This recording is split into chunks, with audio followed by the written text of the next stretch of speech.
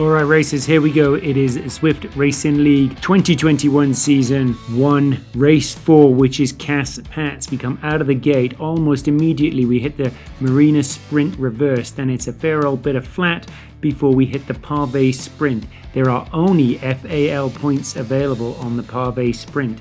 The same is true of the Aqueduct KOM Reverse. Then we carry on a little more flat and it's the Petit KOM before we descend the other side of the Petit KOM, hit town again and go back through the Marina Sprint. The trick here is that there are some changes to the way that intermediate points are going to be applied, and also there's some trickiness in exactly where the C's and D's are going to finish the race. So what does that mean? All right then, so A's and B's are doing 2 laps, pretty straightforward. C's and D's are doing around 1.5 laps, 35.7 kilometers is what WTRL are telling us, which puts their finish line at or close to the aqueduct. Why do I say that? I say that because historically Zwift has not been very good at putting in a precise finish line mid-lap. So WTRL tell us it's at the top of the aqueduct. Let's trust them. But when you get there, if there's no blue line, keep pedaling. And keep pedaling till you hit that blue line. How do you score points? Well, that's complicated too. Let's see if I can take them one at a time. You come out of the gate, out of the start pens, and you almost immediately hit the Marina Sprint Reverse, where you will get FAL and FTS points through the lead-in.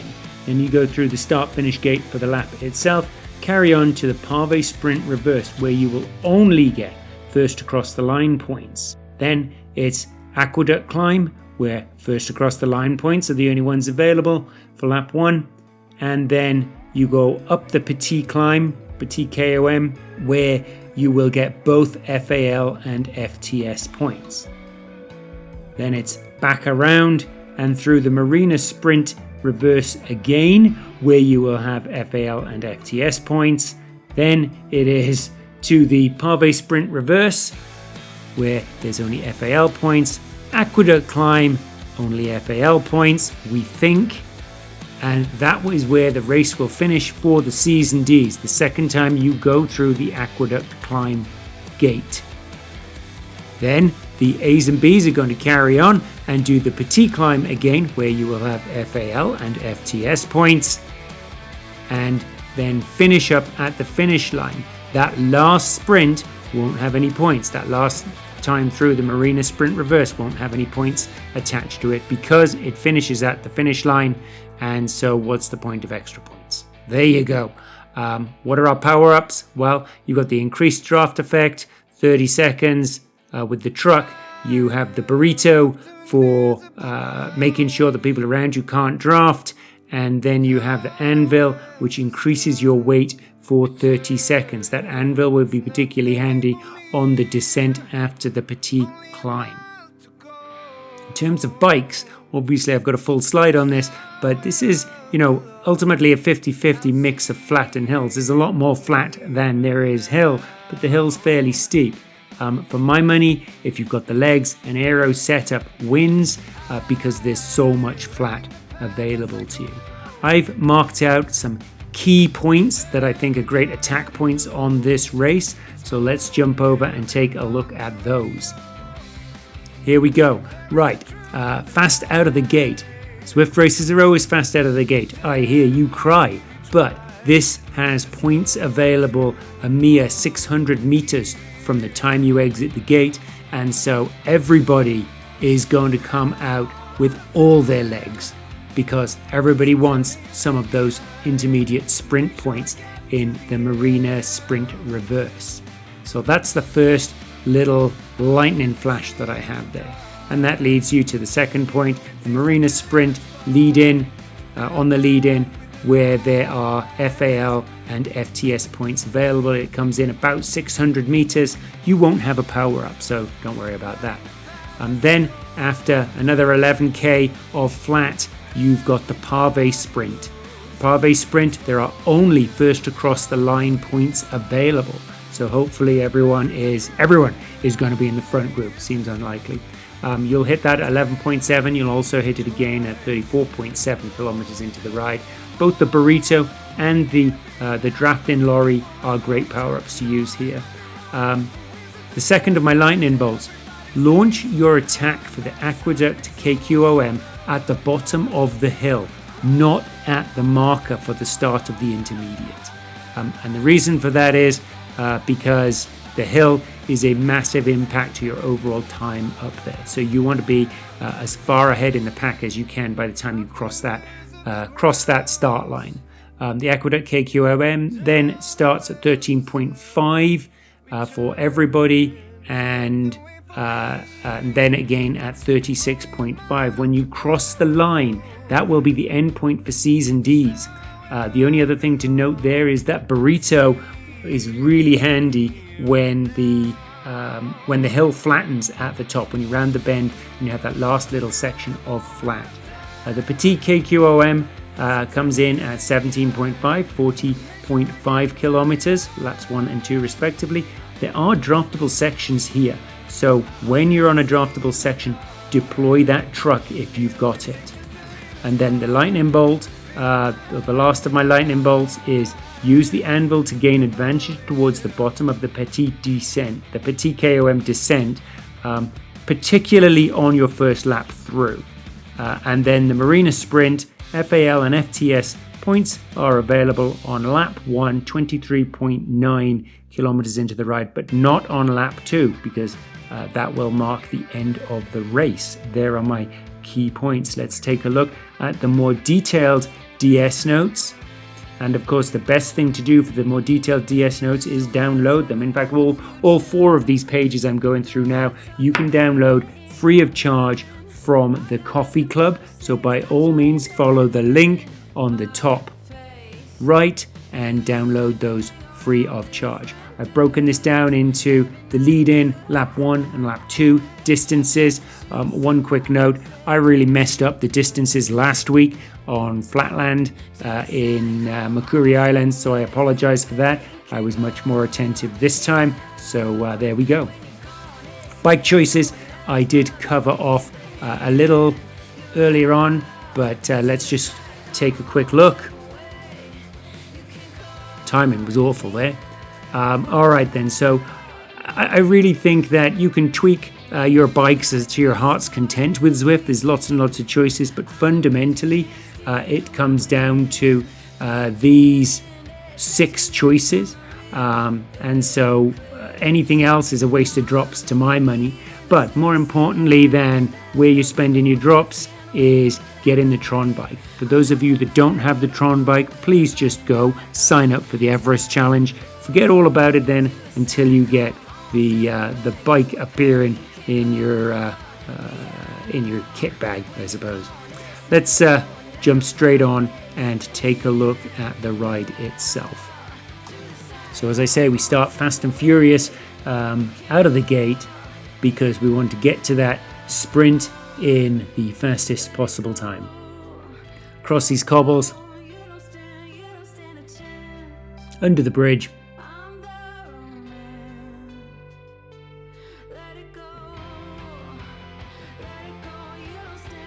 and there you can see the sprint start. It is a very short 100 meters flat on tarmac. It comes so quickly after the start of the race that pretty much every one of you can be in the running if you so wish.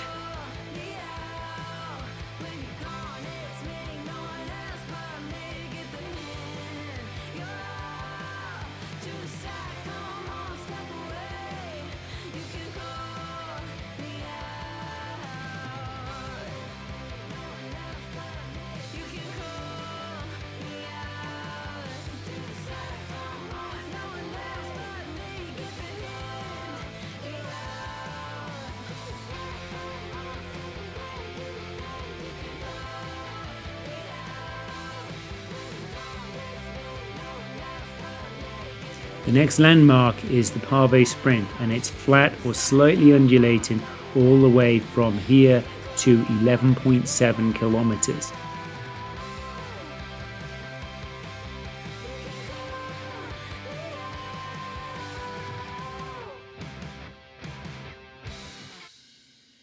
this is as good a time as any to say a huge thank you to these 104, 105 of you that have donated some coffee money for me to keep me in caffeine as we go through. So a massive thank you to every one of you and all the teams that you ride with. Which isn't to say a massive thank you to everyone else, everyone who's downloaded from the Coffee Club, or has subscribed or hit liked or had a comment. Any of those things are wonderful to see, and so a massive great thank you to everybody. I will shut up now and stop gushing and get on with the ride itself. So while this is mostly flat for this first section, it is important to know that there are little bumps here and there, and you don't want to get caught out. So as you're going through, I've got the gradient there in the corner. You'll see where they are, and I will highlight most of them, I think, in the comments. So just take a look. But for the most part, consider this to be flat with occasional bumps that do get up to 4 or 5%, but not for very long at all. As long as you're paying attention, you're not going to get dropped as you go through those little bumps. Then you knock on my door on the second floor, and I feel okay. We just made it through, and I love the way I feel for you. Baby, you make me lose my mind like all the time. It still feels right. Stuck in an endless fight like every night. It still feels right. Even the words can sting. I wouldn't change a thing, 'cause without you everything means nothing. You make me lose my mind like all the time. It still feels right. Oh yeah. Still feels right. Still feels right. Still feels right. Still feels right. Still feels right. Still feels right. Oh yeah. We never get it right, but somehow it feels right. We never get it right, but it still feels right. We never get it right, but somehow it feels right. That's how I feel about you. You make me lose my mind like all the time. It still feels right. Stuck in an endless fight like every night. It still feels right. Even the words can sting. I wouldn't change a thing, 'cause without you everything means nothing. You make me lose my mind like all the time. It still feels right.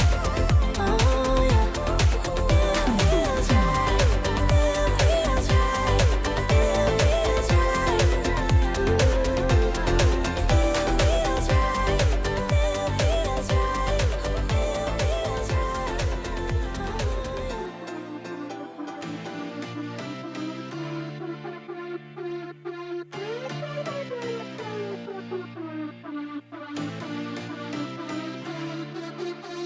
I've been through heartaches, I've been to heaven.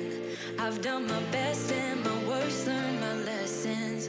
No matter how hard my life would treat me, I'd always get right back up, never worry. 'Cause I got a million reasons to keep holding on. Yeah, I got all that it takes to win and overcome. What I got is just a feeling, but it's so strong. It goes on and on, on and on. There's something going on inside of me. I feel it growing stronger every beat. I never just believe in what I see, 'cause I can feel the energy.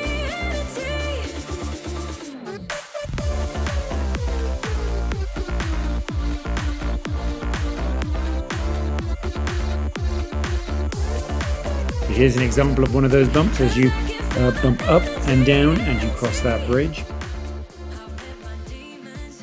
There we go. Up, hits 4%, and then you immediately descend The trick there is if you're hanging off the back of a group, when you hit that bump up, then you're going to drop outside the drafting area and won't be able to get back on. And that's really if you're in the middle of a pack or obviously at the front of the pack, it's not a problem. It's only a problem if you're hanging on with the skin of your teeth and then you just drop outside. You slow down and you drop outside the drafting area. So just don't do that. Back on the flat.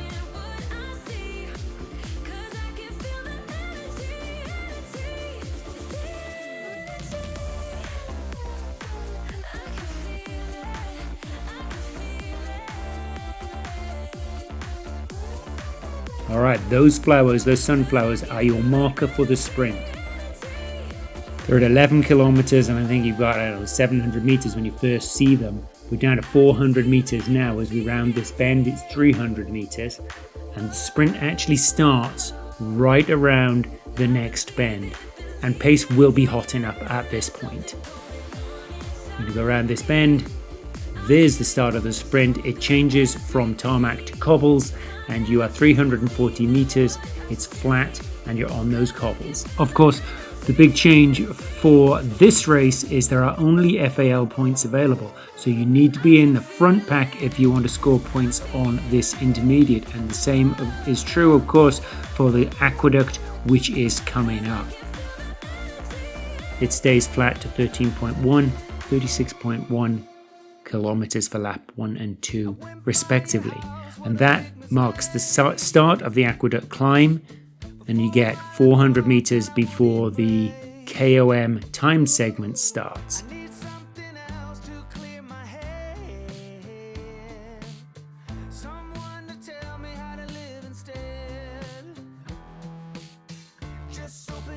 The aqueduct climb itself, so the first thing to note is there's only first across the line points available here. The second thing to note is that the race will end for C's and D's at the top of this climb.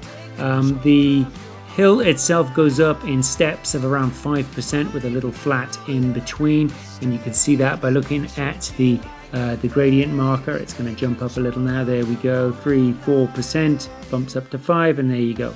We're going to go around this bend and we will hit the marker for the timed segment.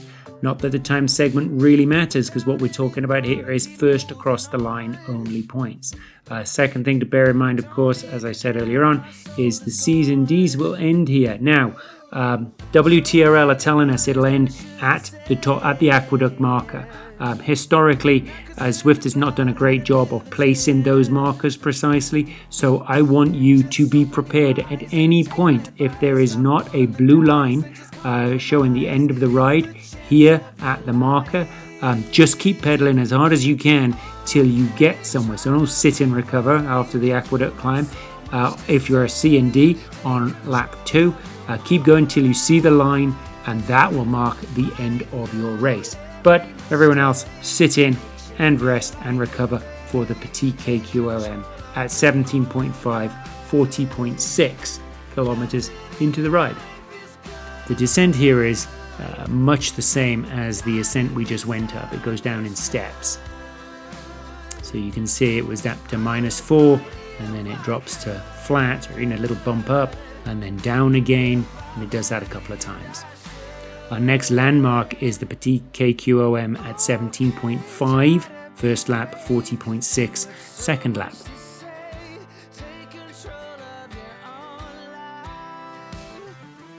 All right, we're on the flat now, 2.3 kilometers till we hit that KQOM.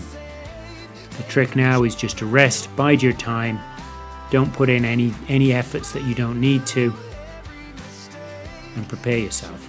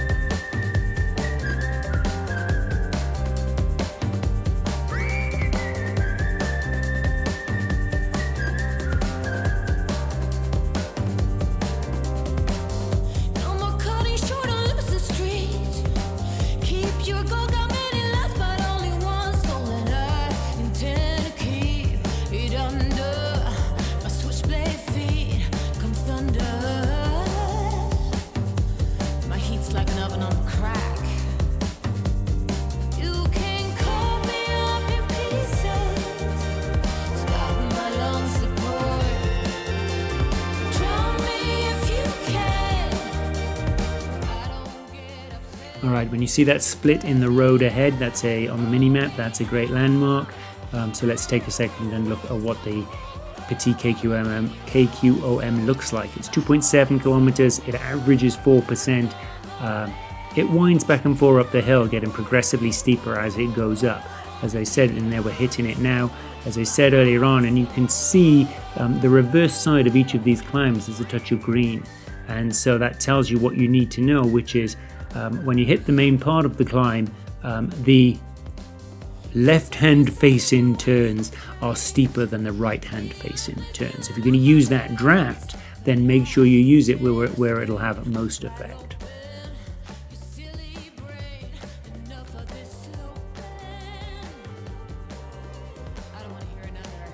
But averaging 4%, the vast majority of this is draftable if you're in a pack. If you're in the wind flying solo, you will really feel this climb.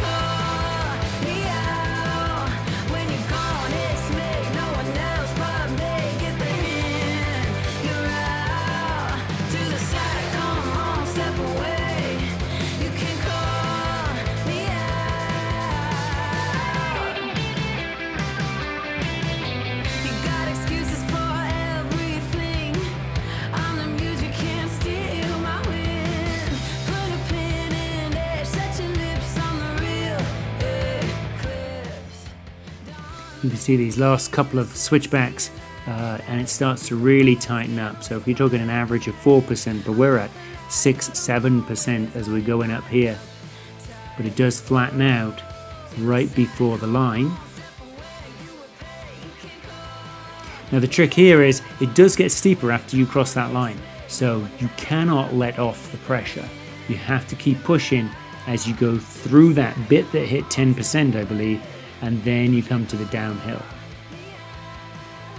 You want to get up to speed as fast as you can. There may be slight opportunities to super tuck, but to be honest, there probably aren't. But you will get some brief respite as you're going down here. If you've got the anvil, of course, you can use that to drive your speed and increase yourself up to get more of a chance of super tuck, but I really don't think you should rely on it.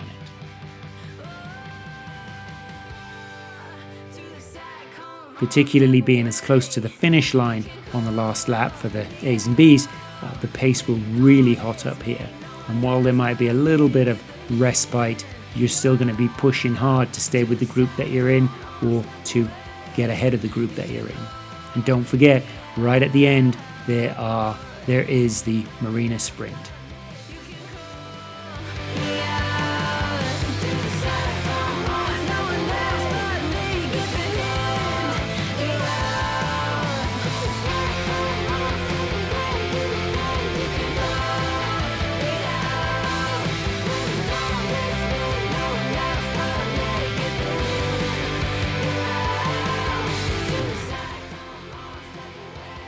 Flattens out now, and it's a straight shot from here to the finish line, going through the Marina Sprint as we do it.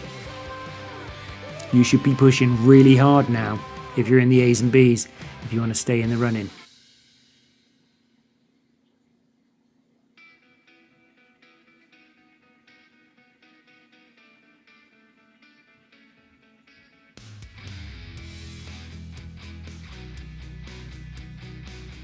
See the sprint marker, you're on the sprint, around this corner, there is the finish line for the A's and B's. And you're done. Okay, so what do you need to bear in mind as we're going through this? Well, let's first look at the end points. Well, it's easy enough for the A's and B's, you're just doing 2 laps, 47 kilometers.